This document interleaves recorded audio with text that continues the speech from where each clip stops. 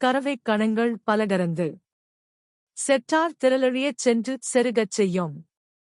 குற்றமொன்றில்லாத கோவலர் தம் பொற்கொடியே. புற்றரவு அல்குல் புனமயிலே போதராய். சுற்றத்துத் தோழிமார் எல்லாரும் வந்துநின். முற்றம் புகுந்து முகில்வண்ணன் பேர்பாட.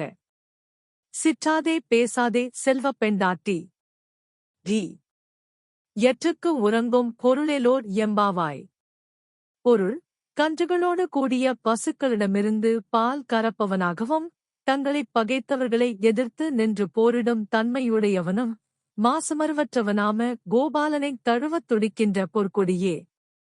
புற்றில் இருக்கும் பாம்பின் பணத்தைப் போன்ற அல்குலை உடைய மயில் போன்றவளே. நம் சுற்றுப்புறத்தில் உள்ள எல்லா தோழியரும் உன் வீட்டு வாசலில் வந்து கூடிவிட்டார்கள். அவர்கள் மேகவண்ணனாகிய கண்ணனை புகழ்ந்து பாடிக்கொண்டிருக்கிறார்கள். செல்வத்தையும் பெண்மையையும் புனிதமாய் காப்பவளே. இதையெல்லாம் கேட்டும் அசையாமலும் பேசாமலும் உறங்கிக் கொண்டிருக்கிறாயே. அர்த்தமற்ற இந்த உறக்கத்தினால் உனக்கு என்ன பலன் கிடைக்கப் போகிறது?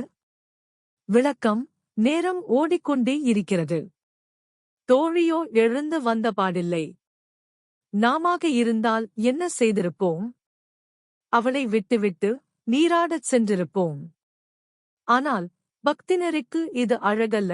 பிறரை விட்டுவிட்டு தான் மட்டும் இறைவனை அடைய முயன்றால் அது நடக்காத ஒன்று. எல்லோருமாய் இறைவனை நாட வேண்டும், அவன் புகழ் பேச வேண்டும். அப்போதுதான் அவரருள் கிடைக்கும். இதனால் தான் கூட்டு பிரார்த்தனைக்கு மகத்துவம் அதிகமாக இருக்கிறது.